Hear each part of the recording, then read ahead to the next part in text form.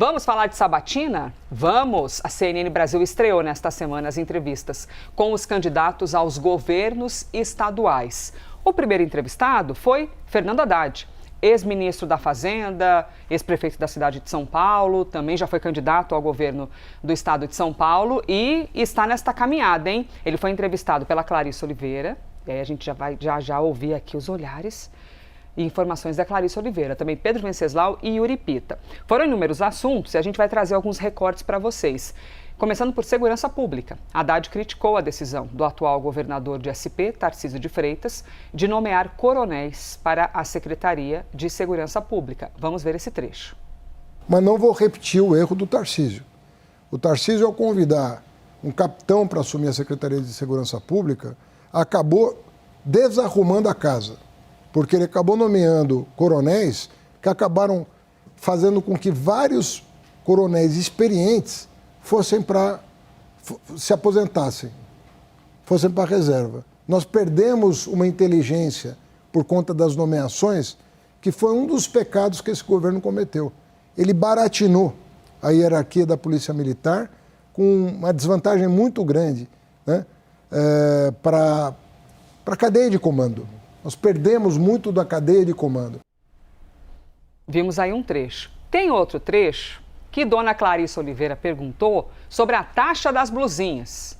Durante a entrevista, ele informou, o candidato, Fernando Haddad, que a taxa das blusinhas foi um pedido do varejo. Para o ex-ministro da Fazenda, a medida não partiu do governo federal, não. Então, vamos ouvir também esse trecho.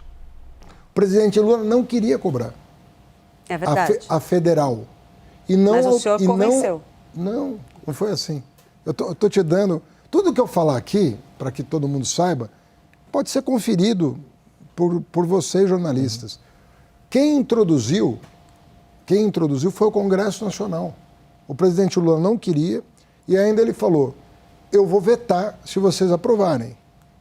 Aí a conversa foi inclusive com o Arthur Lira. E ele falou, presidente, vai ser por unanimidade. Todos os partidos vão votar a favor dessa medida. Aí ele falou, não, se for por unanimidade eu não tenho condição de vetar, porque vocês vão derrubar o veto. Mas vocês não vão conseguir a unanimidade. E eles conseguiram a unanimidade. E qual era o objetivo disso? Não era arrecadatório.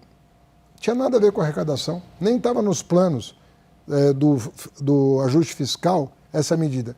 Era um pedido do varejo nacional para equilibrar o que é vendido numa loja com o que é trazido de fora. Então não tem nada a ver com arrecadação, não tem nada a ver comigo. Já a Clarissa vem comentar esse trecho também. E aí temos um terceiro recorte. Haddad disse que todas as denúncias de corrupção devem ser passadas a limpo, inclusive as suspeitas de tráfico de influência que envolvem o filho do presidente da República. Citou ainda o pedido de dinheiro de Flávio Bolsonaro ao dono do Banco Master e afirmou que Lula defende investigação e não protege o filho. Vamos ver mais esse trecho.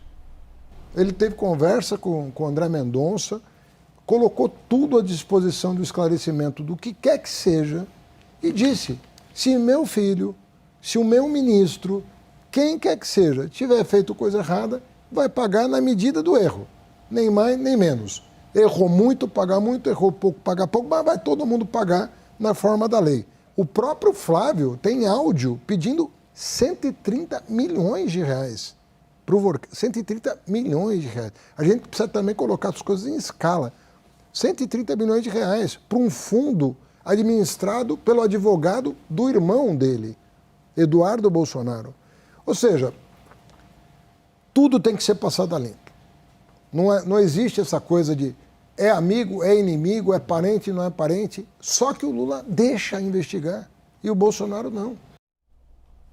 Clarice Oliveira, e aí, quais suas impressões diante desta que é a primeira sabatina? Bom, antes de tudo, né, Elisa, foi uma entrevista onde a gente perguntou tudo o que precisava ser perguntado. E fato ali que Fernando Haddad não fugiu de nenhuma resposta. Ele foi muito objetivo em se posicionar em relação a assuntos polêmicos, o que eu acho que é muito relevante quando a gente está justamente trazendo esses candidatos para cá, para exporem para a nossa audiência, para os eleitores, as explicações que eles têm a dar sobre problemas, erros e acertos das suas gestões e das gestões que os sustentam. Então, um primeiro ponto que eu acho que é interessante a gente destacar é o posicionamento de Fernando Haddad a respeito, por exemplo, dessa questão da taxa das blusinhas. A taxa das blusinhas foi um exemplo de um desgaste, uma medida que Fernando Haddad contratou um desgaste pessoal para que ela avançasse. E ele tem razão quando ele diz que havia uma pressão, que é uma demanda grande do varejo nacional por esse tipo de cobrança para equilibrar o jogo com as fabricantes chinesas e estrangeiras que vendiam produtos muito baratos e concorriam aqui no Brasil sem a cobrança dos mesmos impostos que atingem a produção nacional. Mas a gente também acompanhou esse assunto de perto e viu o quanto isso foi aprovado lá atrás, a um custo de um desgaste político relevante, e agora é uma cobrança eliminada na época da eleição. Verdade também que o presidente Lula resistia desde lá de trás, mas o fato é que a medida avançou, foi votada, foi aprovada numa articulação que teve sim uma mão forte do governo federal, e agora, em tempos de eleição, agora na eleição não precisa mais. Era necessário proteger a indústria antes, mas agora não. Então, um ponto que eu acho que é interessante da gente levantar. Também, ele foi absolutamente objetivo, claro, em relação às denúncias de irregularidades que atingem o governo do presidente Lula. Caso Lulinha, caso Marcola, caso Jacques Wagner. 3 situações, 3 notícias que estão se embatendo com muita força na figura do presidente Lula. E Fernando Haddad não passou a mão na cabeça de ninguém. Ele foi muito categórico em dizer que, para ele, a ética está acima. E bancou aquela tese de que, se teve irregularidade, precisa ser investigado. Não passou pano, não fez nada do tipo, é só um empréstimozinho, que bobagem. Não, não teve isso. Então, mais um ponto aí que eu acho que é interessante da gente destacar. Um trecho que não consta desses recortes que a gente trouxe agora, mas que eu acho que é relevante também, é o quanto ele falou extensivamente ali sobre segurança pública. Ele tinha anunciado ontem mesmo o plano dele para a área de segurança pública, então acabava sendo um pouco assunto do dia, também vinha muito da repercussão do dia anterior do debate da TV Bandeirantes.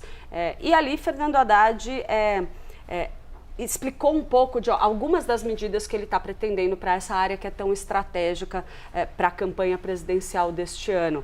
Também um ponto que eu acho que vale destacar. E aí, só para encerrar, vale chamar atenção para o finalzinho ali, onde ele se posiciona ali, explica um pouco como que ele veio parar na cabeça dessa chapa, mesmo a gente sabendo que ele por tanto tempo resistiu, não queria ser candidato.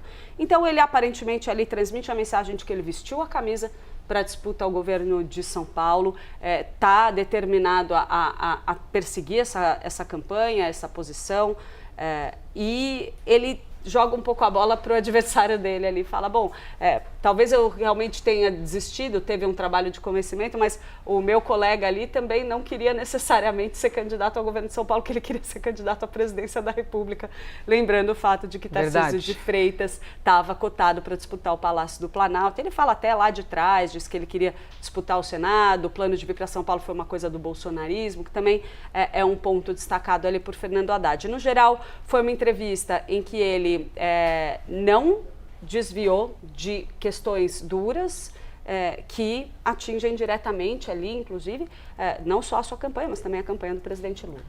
Muito bem, primeira sabatina, portanto, ontem, e vocês entrevistam amanhã também Tarcísio de Freitas, Tarcísio de Freitas, o mesmo amanhã. trio, você, Isso. Pedro Venceslau e Yuri Pita. 9h10 da noite.